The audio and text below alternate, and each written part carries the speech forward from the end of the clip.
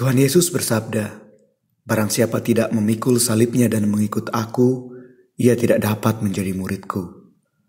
Lukas 14 ayat 27. Tak satu pun dari pengikut Kristus luput dari kewajiban memikul salibnya, apapun itu. Tetapi tak satu pun dari pengikut Kristus yang juga luput dari belas kasih penebusannya. Salam sejahtera saudara dan saudari yang terkasih dalam Kristus. Selamat datang di podcast Andy the Saint episode keempat untukmu yang sedang bergumul. Semoga damai Tuhan kita Yesus Kristus selalu beserta kita.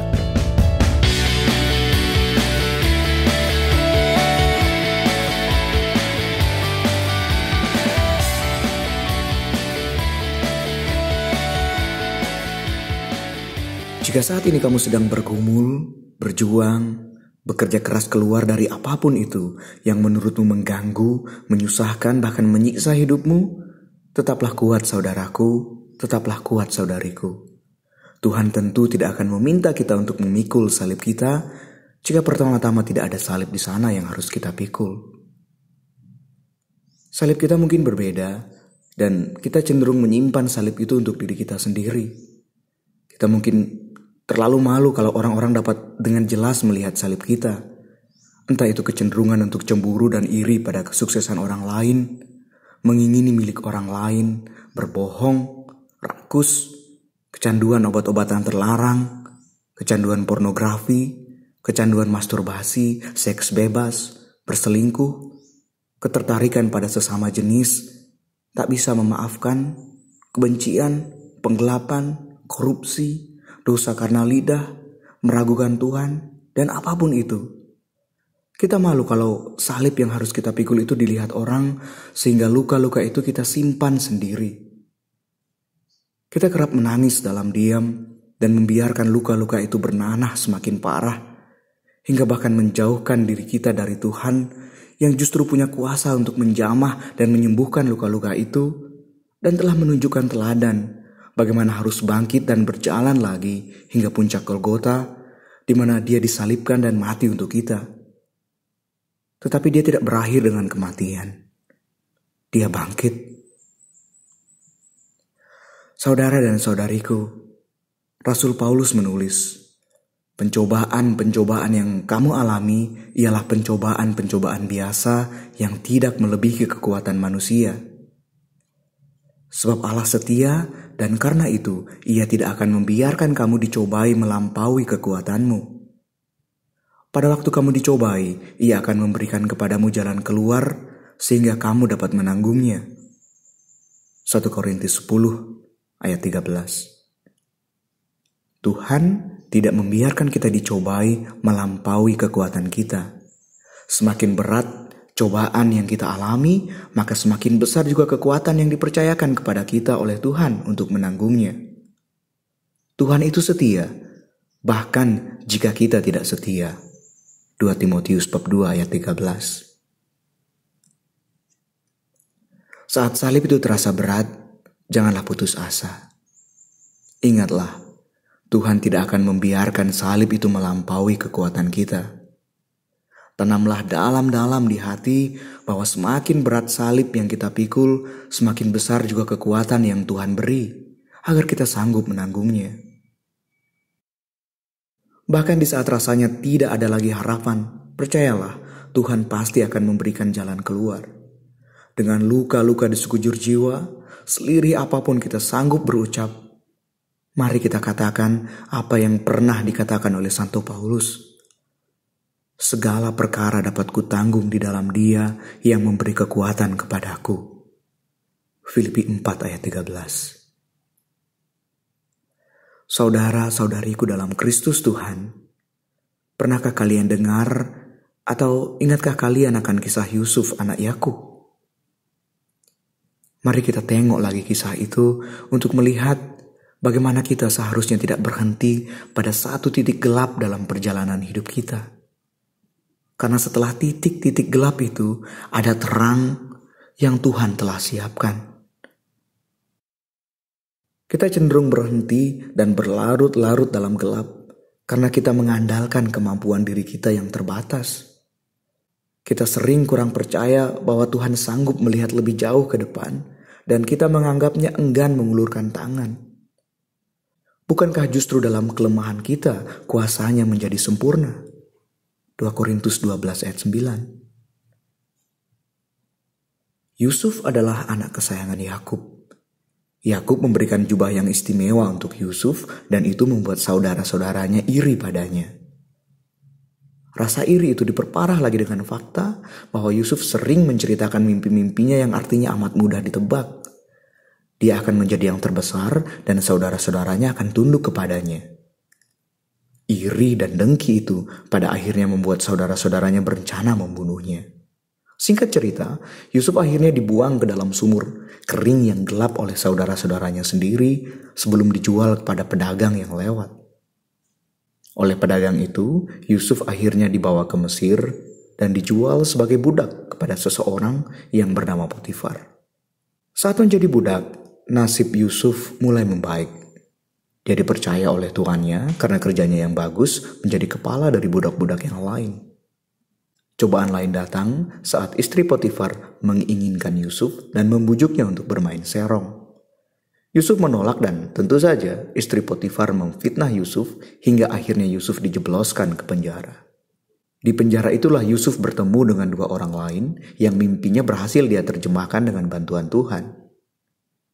Dan dari salah satu orang itulah Yusuf akhirnya mengartikan mimpi Firaun, Raja Mesir, dan akhirnya membantu bangsa itu keluar dari malapetaka besar. Saat dia menjadi orang besar di Mesir, Yusuf pada akhirnya tidak hanya menolong bangsa Mesir dari kelaparan, tetapi yang lebih penting lagi menolong keluarganya, termasuk saudara-saudara yang telah menjualnya dulu keluar dari kelaparan untuk akhirnya hidup sejahtera di Mesir. Kisah yang luar biasa ini bisa kita baca di kitab Kejadian bab 37-47. Saudara-saudariku yang terkasih, sekarang mari kita bayangkan jika kita adalah Yusuf.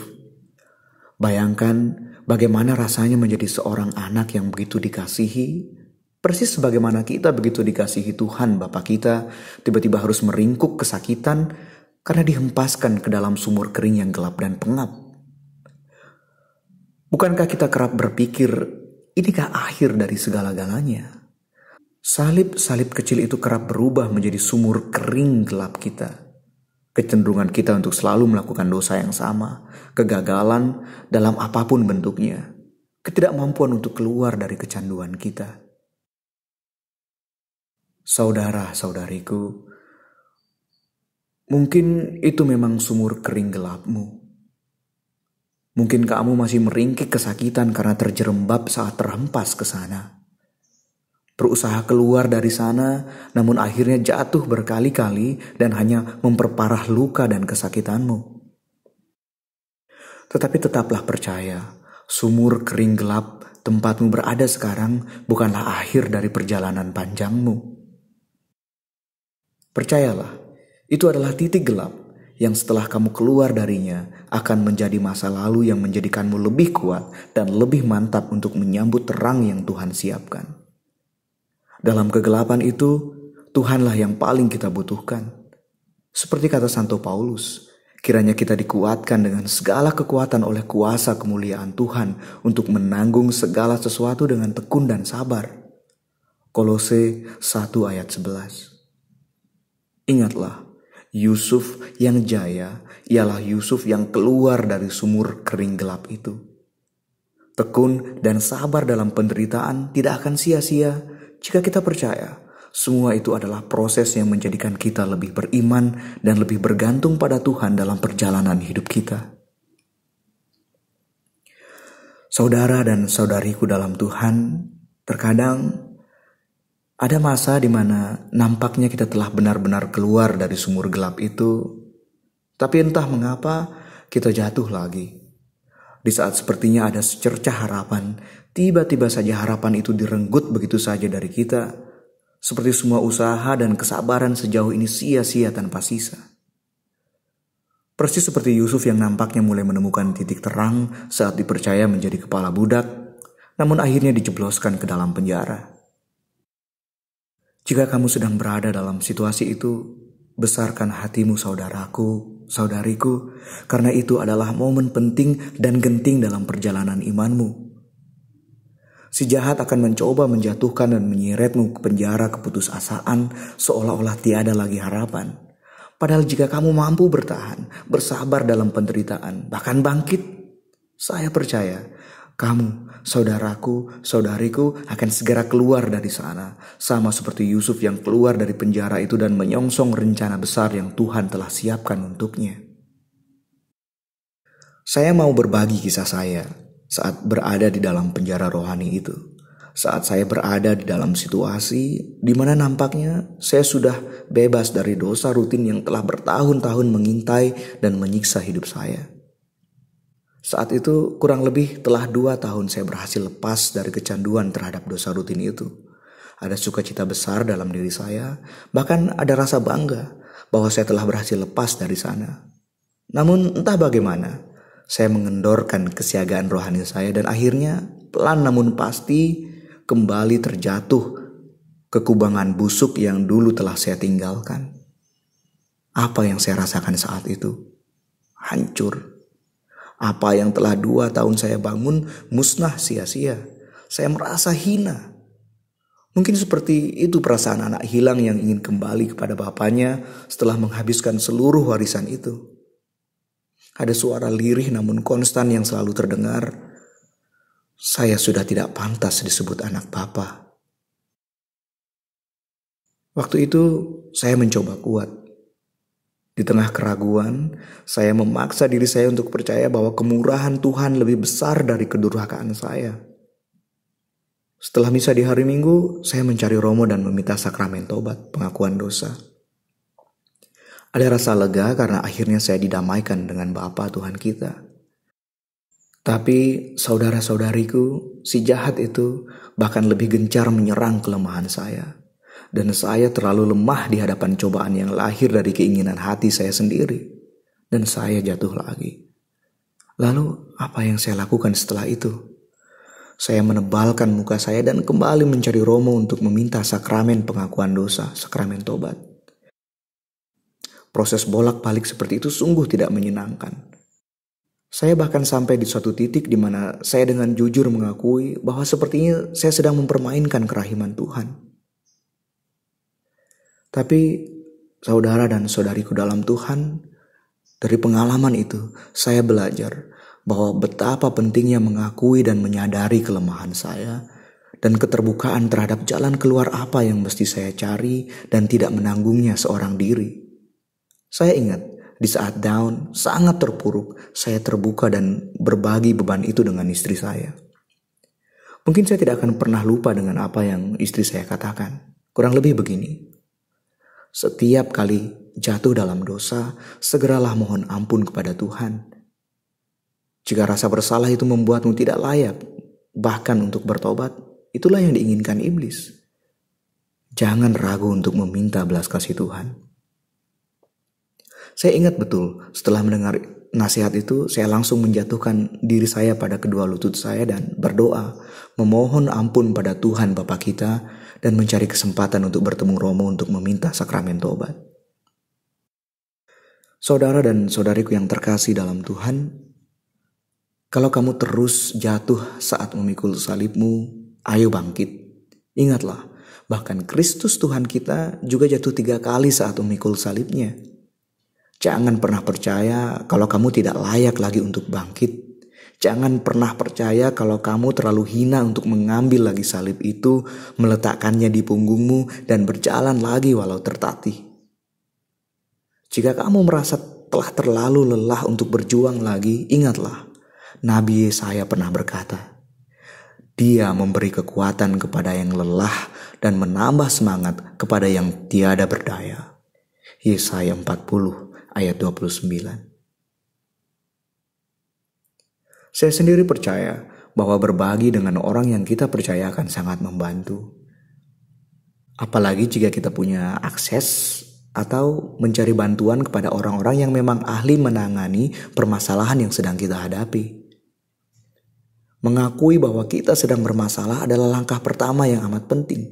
yang harus segera diikuti dengan langkah-langkah serius berikutnya agar dapat keluar dari kubangan itu. Dan secara rohani saya percaya dalam hal keluar dari kubangan dosa tidak ada yang lebih luar biasa dari sakramen tobat. Namun dari pengalaman saya, jika saya memperlakukan pengakuan dosa itu hanya sekedar untuk membacakan list dosa-dosa saya, itu tidak terlalu membantu. Sakramen tobat itu adalah tempat dan kesempatan untuk kita dengan rendah hati dan jujur mengakui dosa dan sepenuh hati ingin berbalik kepada Tuhan. Pengakuan dosa bukanlah soal saya menyebut dosa-dosa saya di hadapan Romo yang adalah wakil Tuhan di sana, tetapi soal saya sebagai manusia berdosa yang ingin kembali pada Tuhan, merasakan kemurahan hati Tuhan dengan harapan dan iman untuk tidak berbuat dosa lagi. Saudara dan saudariku dalam Kristus, mungkin kamu bertanya-tanya, sama seperti saya juga, mengapa salib ini yang harus saya pikul? Mengapa saya harus memendam kebencian selama bertahun-tahun? Mengapa saya harus kecanduan pada obat-obatan terlarang ini? Mengapa saya begitu mudah jatuh pada godaan pornografi? Mengapa saya harus terjebak dalam dosa masturbasi? Mengapa saya harus tertarik pada sesama jenis? Mengapa saya sulit lepas dari perselingkuhan ini? Mengapa pengampunan tidak pernah bisa keluar dari mulut saya? Mengapa sulit sekali menolak godaan uang ini? Mengapa? Dan mengapa harus saya? Dulu dalam sebuah bimbingan rohani dengan seorang romo, saya ingat sebuah harapan yang dititipkannya pada saya sambil meminta saya untuk merenungkan kisah Yusuf dan saudara-saudaranya itu. Sama seperti Yusuf yang keluar dari sumur pengap gelap itu, keluar dari penjara itu untuk menjadi penyelamat bagi keluarga dan saudara-saudaranya. Saat keluar dari sumur dan penjara saya juga seharusnya mampu menjadi penyelamat bagi saudara-saudari saya yang masih dalam sumur dan penjara mereka masing-masing. Yusuf pun mungkin awalnya pernah bertanya, mengapa harus saya? Tetapi bukankah pada akhirnya Tuhan mengubah kisah yang awalnya gelap itu menjadi terang yang luar biasa? Saudara dan saudariku, jika saat ini kita masih berada dalam titik gelap dalam perjalanan kisah kita masing-masing, percayalah Tuhan punya kuasa untuk mengubahnya menjadi terang yang luar biasa. Mari dalam kesesakan itu kita berusaha sekuat tenaga sembari menanti-nantikan Tuhan. Sebab Nabi Yesaya sudah mengingatkan. Tetapi orang-orang yang menanti-nantikan Tuhan mendapat kekuatan baru. Mereka seumpama Raja Wali yang naik terbang dengan kekuatan sayapnya. Mereka berlari dan tidak menjadi lesu. Mereka berjalan dan tidak menjadi lelah. Yesaya 40 ayat 31. Saudara dan saudariku dalam Tuhan, tahukah kamu bahwa jika kamu berhasil keluar dari kubanganmu, jika kamu berhasil dengan tabah dan tekun memikul salibmu, itu tidak hanya akan baik bagimu, tetapi akan berguna bagi saudara dan saudarimu yang ternyata terjerembab di kubangan yang telah berhasil kau tinggalkan. Jika kamu berhasil keluar, bayangkan betapa banyak orang yang akan kau bantu sehingga mereka tidak harus meniti semua jalan berduri yang telah kamu lewati. Jika kamu yang harus mengalami kesusahan itu, bukankah itu berarti Tuhan tahu kamu pasti mampu mengatasinya? Dan percayalah, setelah kamu keluar dari sana, kamu tidak akan pernah menduga bagaimana pengalamanmu itu akan menjadi penolong dan jalan keluar bagi begitu banyak saudara dan saudarimu dalam Tuhan yang sedang dalam kesulitan. Kata Santo Paulus, bertolong-tolonglah menanggung bebanmu, demikianlah kamu memenuhi hukum Kristus. Galatia bab 6 ayat 2. Ada satu hal yang harus selalu tertanam dalam hati kita. Pengalaman, pergulatan, pergumulan, kejatuhan tidak mendefinisikan siapa kita. Karena sejak semula, kita telah diciptakan menurut gambar dan rupa Tuhan. Jika kita pernah mencuri, apakah kita sejatinya adalah pencuri? Tidak. Kita sejatinya adalah manusia yang diciptakan menurut gambar Allah yang jatuh dalam dosa mencuri. Dan kita harus bangkit, berjuang, merebut kembali jati diri kita yang mulia itu. Begitupun dengan pergumulan-pergumulan yang lain. Berselingkuh jangan membuatmu berhenti di sana dan tetap menjadi peselingkuh. Bermasturbasi jangan membuatmu berhenti di sana dan tetap menjadi pemasturbasi. Bersinah jangan membuatmu berhenti di sana dan tetap membuatmu menjadi pezina. Tertarik dengan sesama jenis jangan membuatmu berhenti di sana dan menjadi homoseksual. Tidak ada orang yang dilahirkan untuk menjadi pendosa. Martabatmu adalah citra Allah. Jangan pernah percaya pada omong kosong yang menempatkanmu pada kotak-kotak predikat sesuai dengan pergumulan yang sedang kau jalani. Kamu bukan pendosa ketika kamu sadar, berhenti dan berpaling kembali kepada Tuhan. Percayalah, kamu lebih dari mampu untuk bangkit, meninggalkan, bahkan membenci dosa-dosamu. Kamu diciptakan menurut gambar dan rupa Tuhan. Dan karena Tuhan Yesus adalah terang, kamu pun sejatinya tidak diciptakan untuk hidup dalam kegelapan. Saudara dan saudariku yang terkasih dalam Tuhan, mungkin jalan di depan masih terjal. Mungkin masih ada sumur gelap, pekat, dan penjara yang masih harus kita lalui. Tetapi mari percaya pada Tuhan. Mari kita selalu undang Tuhan untuk datang dan campur tangan dalam hidup kita. Saat kita jatuh lagi, jangan takut untuk bangkit lagi. Seperti kata Santo Paulus, sebab Allah memberikan kepada kita bukan roh ketakutan, melainkan roh yang membangkitkan kekuatan, kasih, dan ketertiban. 2 Timotius bab 1 ayat 7. Di titik manapun kita berada saat ini, selalulah ingat bahwa Yusuf yang jaya itu adalah Yusuf yang dulu pernah meringkik dalam sumur gelap pengap, adalah Yusuf yang pernah mengalami duka penjara. Kita adalah anak-anak terang yang diciptakan untuk hidup tidak dalam kegelapan dan menjadi penerang bagi siapapun yang masih terperangkap dalam gelap. Saudara-saudariku yang terkasih dalam Tuhan, sampai jumpa lagi di podcast Andi Deseni episode berikutnya. Ad Maiorem Dei Gloria.